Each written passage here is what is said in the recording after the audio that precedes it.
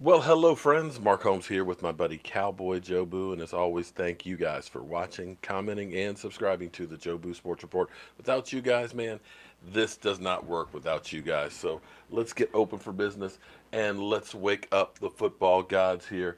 Man, we sit 4 hours, 28 minutes, and 40 seconds away from kickoff. You see that? 0, 0, 0 in the days. I think what I'm going to do is I'm going to reset the clock to the Super Bowl. That's what I think we need to do. Count down to the end of the season. We counted down to the beginning. Might as well count down to the end. Sounds like a winner to me. Let me know what your thoughts are. Now, by now, you've all heard about AB, and thank God we dodged that bullet, okay? I'm not sure that Antonio Brown really wants to play football anymore because it seems like he's looking more for an excuse not to play football than it is to play football. I mean, between freezing his feet, who does that? To, of course, the helmet thing. Come on, dude, really? The helmet? You want to have an old ass helmet that is no longer certified that you may scramble your brains? Well, if there's any reason to make sure that you have the new helmets, I think he's a case of why you need to change helmets. So I'm glad because a lot of people were saying, let's get that guy. Let's get Odell Beckham. No. And I said, you do not want a me guy on your team. I'm sorry. He is literally imploding that team because they have no choice but to cut him because basically, well, if he gets away with it, then others will look and say, well, he can do that, then why can't I? But I'm glad that that's not my issue. So thank goodness we're not dealing with that here in Dallas, that we have guys that are actually here to play football. And let me address something here, okay? Because I've got a few Giant fans out there that believe that I am a New York stinking Giant fan. Okay, because they're like, hey, I see that Giant helmet there on your desk. You know, you're really a Giant fan. No, no. I want you to take a look, a good look here, friends. What you'll notice is it's a Giant's helmet on a giant cockroach coming out the toilet. Well, I dare say a lot of these Giant fans are coming from out the toilet. Not all of you now, not all of you, but some of you guys that are Giant fans, you know who you are.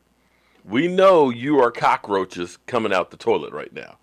And we know if my Dallas Cowboys take care of business, then we will not see you cockroaches anytime soon. So we're on the cusp of a new season. New hopes, new dreams, new players on the team, some old players on the team.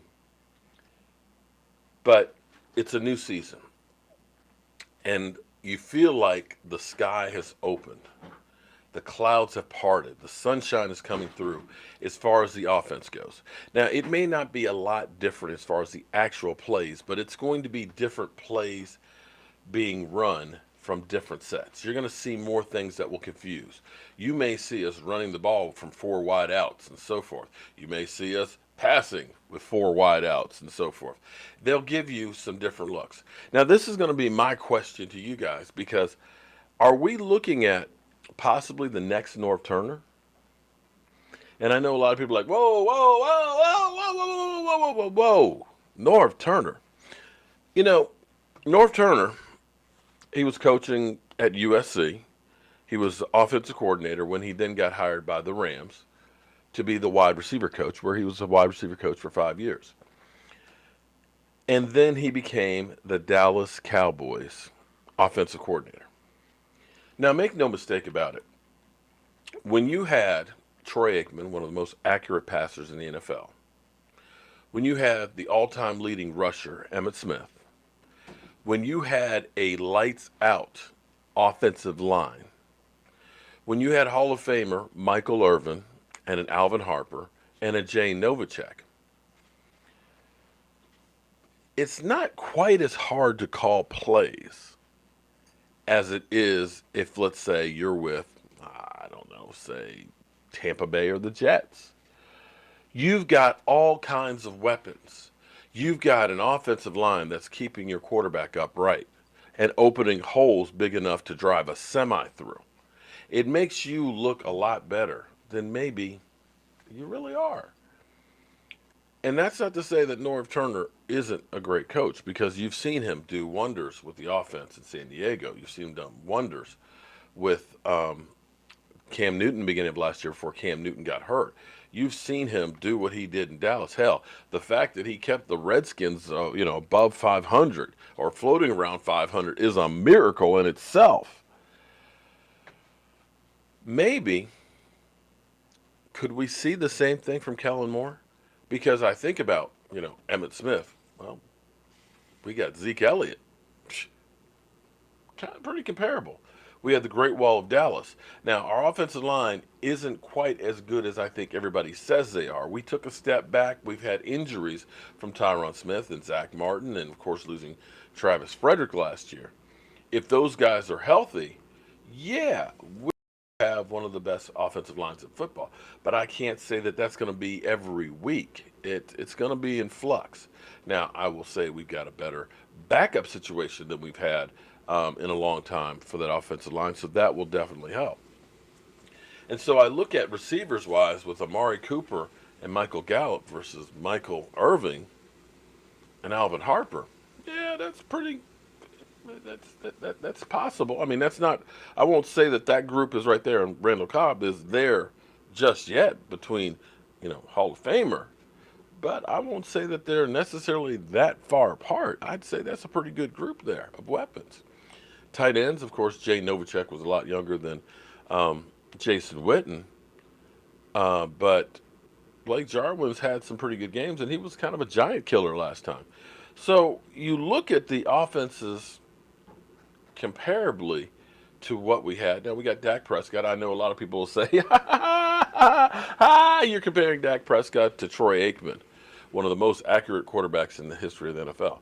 Well, take a look at the numbers for the last 8 games and playoffs. I believe Dak Prescott was the most accurate quarterback in the NFL. Look it up. Check it out. You'll see. Once he had talent to throw to, it made all the difference in the world, because you can't necessarily compare Terrence Williams, Cole Beasley, and Allen Hurns to what you got with Amari Cooper. And Michael Gallup started coming on the second half of the season. I know you guys who hate Dak will say you're crazy, but okay, I've been called worse, a lot worse. And I'm sure I'll be called a lot worse, especially from you Giant fans come Sunday. So our offense has been just a pound and ground ball control offense for the most part under Scott Linehan. Kind of old school, realizing my strengths are my running back, my offensive line. So I don't care if they know that we're going to run it at them. I'm going to roll the dice and just say, listen, you know what we're going to do. Try and stop us. Well, that's great to be able to man up like that. But this is the NFL. And the NFL, everybody's good. Even the worst teams have good players that can stop you.